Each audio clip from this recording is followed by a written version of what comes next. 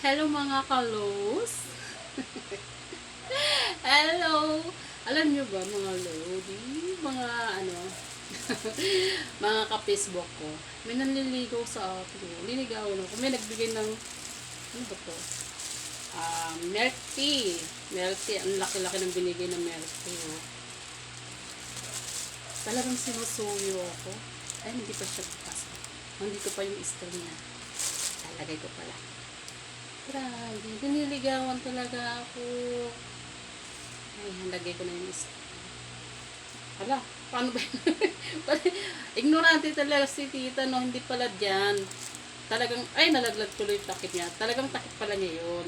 Dito pala ito dapat. Ayan, diyan mo kasi makikita yung minsan lang uminom ng ano, milk, diba? Dito pala ito, iba pala yun, takip pala talaga niya. Kung gusto mong inumin, ganun pala yun. Nako. Ayan, ang laki naman ng binigay. Kaso parang may kulang. May kulang yung binigay ng nanliligaw sa akin eh. No? Tignan ninyo ang tita. Tanda ko na. O, tumanda na ako. Tapos may nanliligaw pa rin sa akin ha. Tikman ko mukhang masarap. Ang laki ng ano, ng straw. Sarap. Sarap naman ang pagmamahal niya. Saka matamis siya guys. Laki-laki ng ano, binigay.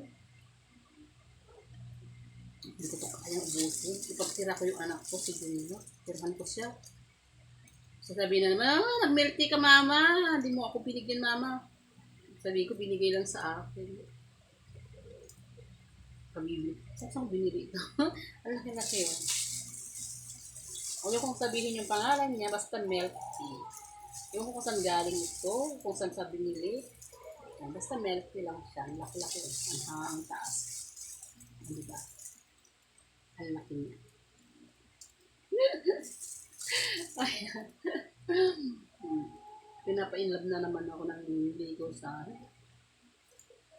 anong tayo guys.